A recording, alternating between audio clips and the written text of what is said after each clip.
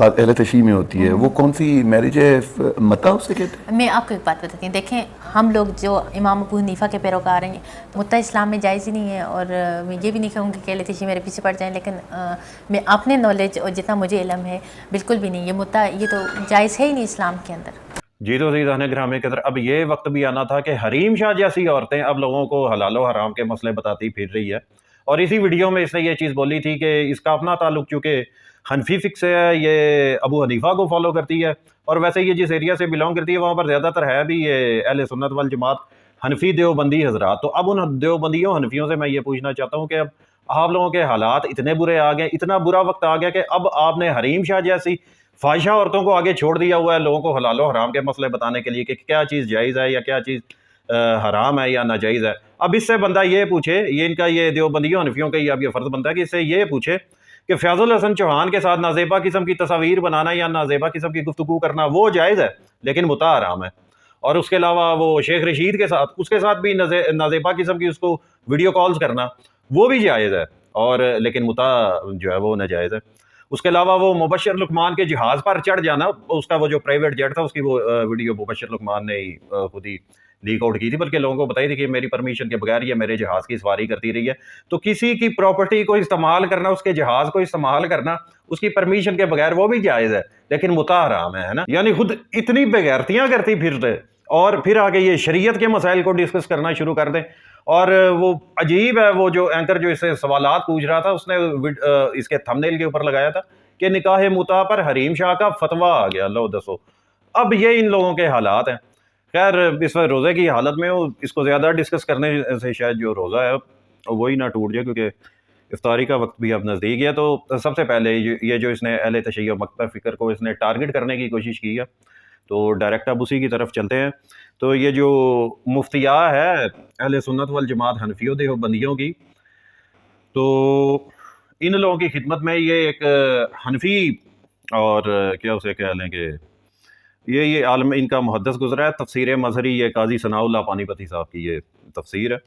اس کی جلد نمبر 3 صفحہ نمبر 17 پر یہ اس آیت کے ذیل میں انہوں نے تفسیر کی ہے، فَأَمَّا مُسْتَطَعْتُم بِهِم مِّنْهُنَّ فَآتُوهُنَّ أُجُورَهُنَّ۔ اب اس کی اس آیت کی جو تفسیر ہے اس کے تحت یہ یہاں پر یہ لکھتے ہیں کہ عبد الرزاق نے اپنی مصنف پر روایت ابن سری عطا کا یہ قول نقل کیا ہے کہ حضرت ابن عباس کا متعہ کو اب بھی حلال جانتے تھے، اور ثبوت میں یہ آیت پڑھتے تھے۔ ابن عباس نے یہ بھی فرمایا کہ حضرت ابی بن کعب کی قرات میں یہ آیت الا اجل مسمہ بھی ہے، اور فرماتے کہ اللہ عمر پر رحم فرمائے، متعہ اللہ کے بندوں پر اللہ کی ایک رحمت تھی، اگر عمر اس کی ممانعت نہ کر دیتے تو زنا کی ضرورت ہی نہ پیش آتی۔ عزیزان گرامی کی طرف آگے مزید اس کو ڈسکس کرنے سے پہلے اب یہ نکاح متعہ یہ تقریباً ویسے تو یہ جو ڈیبیٹ رہی ہے یہ شیعہ سنی علماء کے درمیان یہ ڈیبیٹ رہی ہے، تو اب یہ اللہ کی شان ہے کہ یہ حریم شاہ جیسی فاحشہ عورتیں بھی اب آ کے ہندہ صفت عورتیں اب آ کے شریعت کو ڈسکس کر رہی ہے کہ کیا حلال ہے کیا حرام ہے۔ تو نکاح متعہ سے یا نکاح مسیار سے تو آپ لوگ فالو کو آپ جانتے ہی ہوں گے یا آپ لوگوں کو علم ہوگا کہ اہل تشیع میں نکاح متعہ کی کیا حیثیت ہے اور اہل سنت میں نکاح مسیار کی کیا حیثیت ہے۔ تو اسی چیز کو لے کر وہ پتہ نہیں اس سے سوال یہ پوچھا گیا تھا کہ یا پتہ نہیں اس کے سلیبس میں ڈالا گیا تھا یا اس کو کسی نے کچھ، واللہ عالم، اللہ بہتر جانتا ہے۔ یہ جو ویڈیو میرے سامنے یہ اسی کو مد نظر رکھ کے میں بات کر رہا ہوں۔ اچھا، اہل تشیع کا یہ موقف ہے کہ نکاح متعہ کا جو حکم ہے یہ اللہ تعالیٰ نے قرآن میں ارشاد فرمایا ہے، بالکل، اور یہ سورہ نساء کی آیت نمبر 24 یہ نکاح متعہ کے بارے میں آئی ہے۔ اور مزے کی بات یہ ہے کہ برادران اہل سنت کے جتنے بھی فرقے ہیں یہ سنیوں کے، چاہے وہ کوئی دیوبندی ہو، اس کے علاوہ اہل حدیث ہو یا بریلوی ہو یا ان کے جو ائمہ اربعہ ہیں، ان کے جتنے بھی ماننے والے ہیں، بلکہ خود ان کے جو ائمہ اربعہ وہ اس چیز کو تسلیم کرتے ہیں کہ نکاح متعہ کا جو حکم ہے یہ قرآن پاک میں ہی آیا تھا، لیکن اس کی ممانعت کا حکم قرآن پاک میں کہیں پر بھی نہیں آیا۔ یہ اہل تشیع کا بھی ایک موقف ہے، اور ویسے بھی کسی چیز کا کسی فقہ میں جائز ہونا اس کے واجب ہونے کی دلیل نہیں ہے۔ مثلا یہ نکاح متعہ جو ہے یہ اہل تشیع میں یا فقہ جعفریہ میں یہ جائز ہے، اس میں شک نہیں ہے، لیکن یہ واجب نہیں ہے، یعنی یہ ضروری نہیں ہے کہ ہر بندہ جو ہے وہ نکاح متعہ کرتا ہے یا ہر شیعہ جو ہے وہ نکاح متع اپنی زندگی میں ایک بار لازمی کرتا ہے، ایسا کچھ نہیں ہے۔ اس 100 میں سے کوئی 1-2 ہی ہوں گے جنہوں نے اپنی زندگی میں متع کیا ہوگا، اور انہوں نے غلط کوئی بھی نہیں کیا۔ ایسا نہیں ہے کہ 100 میں سے اگر کسی نے 2 لوگوں نے کیا تو وہ غلط ہے، ایسا بھی نہیں ہے، نعوذ باللہ، کیونکہ یہ اللہ تعالیٰ کا یہ حکم ہے اور سرکار مصطفیٰ صلی اللہ علیہ وسلم نے اس کی اجازت دی ہوئی ہے، بلکہ اللہ تعالیٰ نے اجازت دی ہے تو پھر ظاہری بات ہے سرکار مصطفیٰ نے بھی دی ہے۔ اچھا جی، نسائی اور طحاوی نے یہ لکھا کہ حضرت اسما بنت صدیق اکبر، یہاں پر یہ حضرت اسما بنت ابو بکر، ان کی اب یہ بات ہو رہی ہے، نے فرمایا کہ ہم نے رسول اللہ صلی اللہ علیہ وسلم کے زمانے میں ایسا کیا تھا۔ مسلم نے بیان کیا کہ حضرت جابر نے فرمایا کہ ہم نے رسول اللہ صلی اللہ علیہ وسلم اور حضرت ابو بکر اور حضرت عمر کی خلافت کے ابتدائی زمانہ میں متع کیا تھا، آخری دور خلافت میں حضرت عمر نے ہم کو اس سے روک دیا، پھر ہم نے حکم سے تجاوز نہیں کیا۔ عزیزان گرامی قدر، اب یہاں پر جناب اسما بنت ابو بکر اور جناب جابر ابن عبداللہ انصاری، ان کا بھی یہ قول موجود ہے۔ اب نہ ہی جناب جابر ابن عبداللہ انصاری کس تعارف کے محتاج ہیں، اور جناب بی بی اسما بنت ابو بکر یہ تو کس تعارف کے محتاج ہیں ہی نہیں نا۔ یہ فرما رہی ہیں کہ رسول اللہ صلی اللہ علیہ وسلم کے ظاہری زمانہ مبارک میں، یعنی جب یہ قرآن پاک میں اس کا حکم آیا اس وقت ہم یہ کرتے تھے، اور اس کے بعد جب حضرت ابو بکر کا دور حکومت آیا اس وقت بھی کرتے تھے، اور حضرت عمر کے دور حکومت کے جو ابتدائی دن تھے ان میں بھی متع کیا جاتا تھا، لیکن حضرت عمر نے آپ اجتہاد کہہ لیں، اجتہاد کے تحت اپنی حکومت میں انہوں نے اس سے منع کیا تھا، یعنی سرکار مصطفیٰ صلی اللہ علیہ وسلم نے بھی منع نہیں فرمایا، اور اس کے علاوہ حضرت ابو بکر کے دور حکومت میں بھی چلتا رہا، بلکہ حضرت عمر کے اپنے دور حکومت کے شروعاتی دنوں میں چلتا رہا، بعد میں انہوں نے اس کے اوپر پابندی لگوائی تھی۔ تو اس کا مطلب یہ قطعاً نہیں ہے کہ یہ قرآن کی روح سے یہ ناجائز ہو گیا یا حدیث کی روح سے یہ ناجائز ہو گیا، ایسا بالکل بھی نہیں ہے۔ حضرت عمر نے اپنے دور حکومت میں جو کیا یہ ان کا اجتہاد تھا۔ اب ایک طرف حضرت عمر کا اجتہاد ہے اور دوسری طرف اللہ تعالیٰ کا حکم ہے اور سرکار مصطفیٰ صلی اللہ علیہ وسلم کا حکم ہے، اور حضرت ابو بکر کے دور حکومت کا بھی یہ عمل ہے۔ اب آپ حضرات کے سامنے ہے کہ اللہ تعالیٰ کی مخالفت کرنی ہے کہ یا حضرت عمر کے اجتہاد کی طرف جانا ہے، یہ آپ پر ڈیپینڈ کرتا ہے۔ خیر، اب اگلا حوالہ تفسیر در منصور، جلال الدین سیوطی صاحب کی ہے تفسیر، اس کے جلد نمبر 2 نمبر 390۔ اب یہاں پر یہ حضرت ابن عباس کا یہ قول ہے۔ اچھا جی، حضرت عطا کے واسطہ سے حضرت ابن عباس سے یہ روایت ہے کہ اللہ تعالیٰ حضرت عمر پر رحم فرمائے، نکاح متع اللہ تعالیٰ کی ایک رحمت تھی جو اس نے امت محمدی پر کی، اگر حضرت عمر اس سے منع نہ کرتے تو کوئی بدبخت ہی زنا کرتا۔ اب یہ کن کا قول ہے؟ یہ جناب ابن عباس کا، کن کے بارے میں؟ یہ نکاح متع کے بارے میں۔ یہاں پر بھی وہ یہی فرما رہے ہیں کہ اللہ تعالیٰ حضرت عمر پر رحم فرمائے، کیونکہ متع تو اللہ تعالیٰ کی طرف سے ایک رحمت تھی جو اللہ تعالیٰ نے امت محمدی پر کی تھی، لیکن حضرت عمر نے اس کے اوپر پابندی لگوائی، اور اگر حضرت عمر پابندی نہ لگواتے تو کوئی بدبختی ہوتا، یہ زنا کرتا۔ یہ میں نہیں کہہ رہا، یہ جناب ابن عباس کہہ رہے ہیں، کتاب بھی آپ لوگوں کے اپنے گھر کی، اور خاص کر کے یہ جو علماء احناف ہیں یا جو حنفی سنی حضرات کہلائے جاتے ہیں، خاص کر کے یہ دیوبندیوں کی یہ مفتیات جس کا نام ہے یہ رحیم شاہ، تو یہ اللہ تعالیٰ کی طرف سے یہ رحمت دی گئی تھی، تو اس کو لوگوں نے اویل کیا۔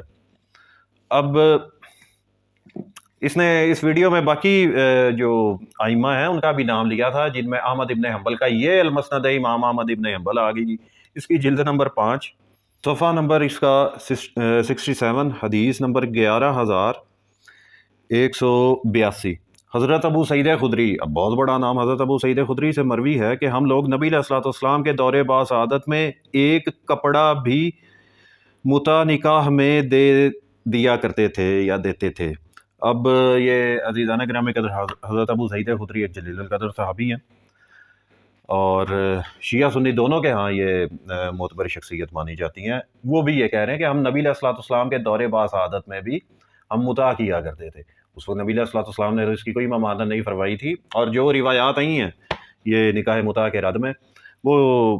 ان روایات کو اگر یہ لوگ قرآن پاک کے مقابلے میں لے کر کے اگر اس کو رد کرتے ہیں تو وہ ٹھیک ہے، ان کی مرضی، یعنی قرآن پاک کی مخالفت کر کے اگر ان لوگوں نے اس چیز کو حرام قرار دینا ہے یا اس چیز کو ناجائز قرار دینا ہے، یہ ان لوگوں کی اپنی مرضی، لیکن یہ ان کو ماننا پڑے گا کہ یہ قرآن پاک کی مخالفت کر رہے ہیں، اور ان کے پاس جو بھی دلیل ہے وہ قرآن پاک کی مخالفت کرتی ہے، لیکن شیعوں کی ضد میں آگے انہوں نے حرام قرار دینا ہے، تو ان کی اپنی مرضی۔ اب یہ روح ارض پر جو اہل سنت کے جتنے بھی مکاتب فکر ہیں، ان کی سب سے پہلی جو کتاب الموطا امام مالک اب यहाँ पर صفحہ نمبر 374 پر کتاب النکاح میں اب ایک حدیث کی ادھر وہ تشریح کرتے ہوئے وہ لکھتے ہیں کہ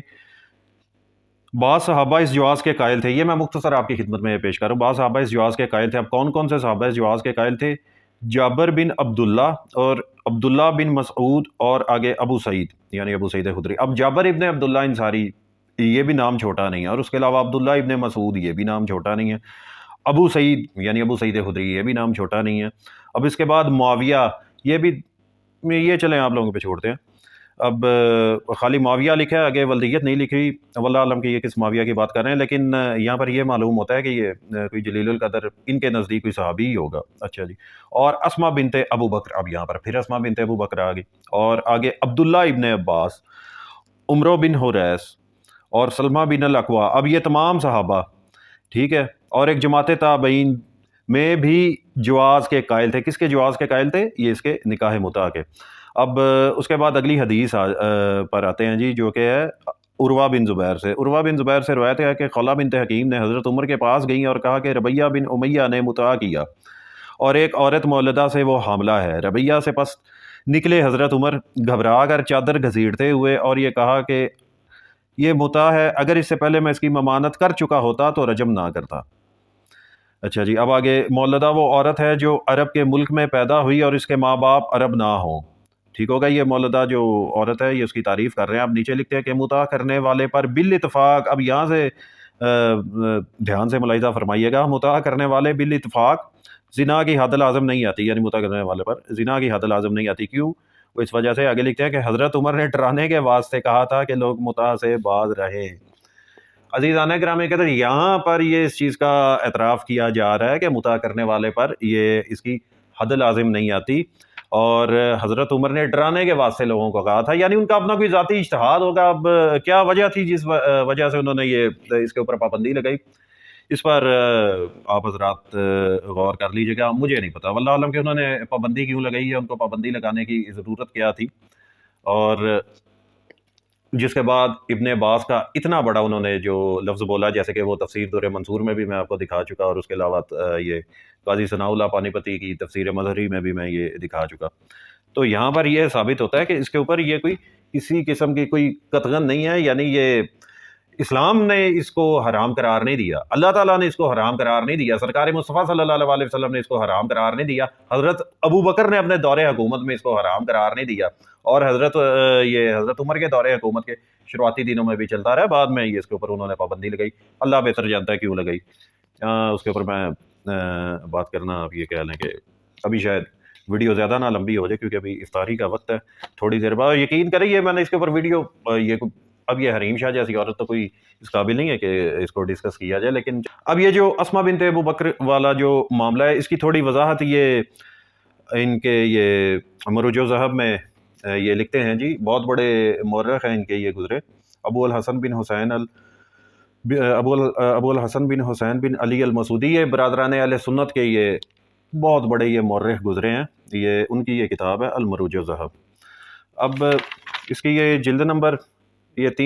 3-4 کمبائن ہے، اور حصہ سوم کے صفحہ نمبر 112 پر. اب یہاں پر یہ جو انڈر لائن کیا ہوا ہے، یہاں سے آپ ملاحظہ فرما لیجئے گا. اس کا خیر جو خلاصہ ہے وہ میں آپ کی خدمت میں یہ عرض کر دیتا ہوں. اس کا خلاصہ یہ ہے کہ جو آپ یہاں پر پاز کر کے ملاحظہ فرما لیجئے گا، لیکن جن لوگوں نے شارٹ کٹ میں سننا ہے ان کو میں یہ بتا دیتا ہوں کہ ایک مرتبہ عبداللہ ابن عباس اور عبداللہ ابن زبیر کے درمیان ایک دفعہ معاملہ چھڑ گیا تھا نکاح متع کو لے کر، جس طرح کے جناب عبداللہ ابن عباس جو تھے وہ نکاح متع کے قائل تھے.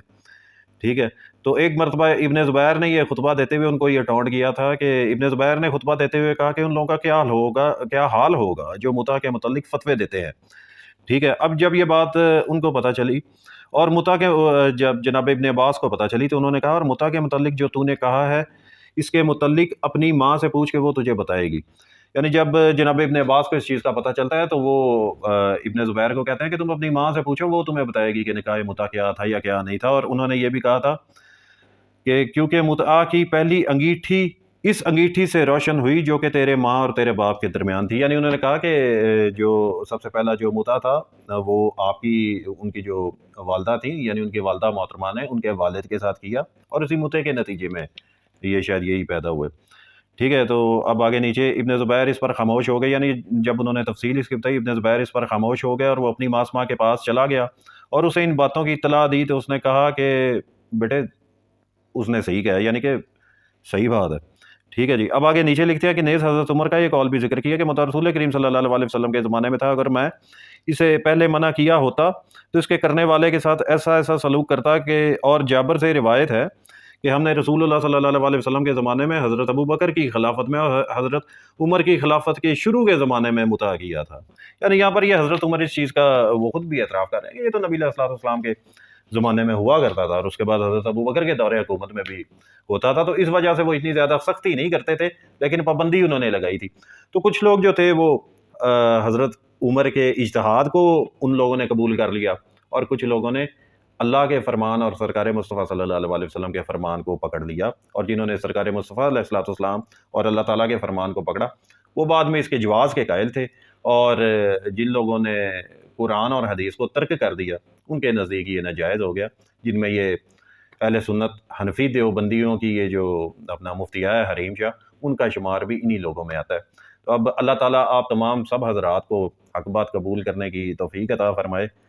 اور اس طرح کی فاحشہ عورتوں کو، حریم شاہ جیسی فاحشہ عورتوں کو اللہ پاک ہدایت عطا فرمائے. وما علینا الا البلاغ المبین.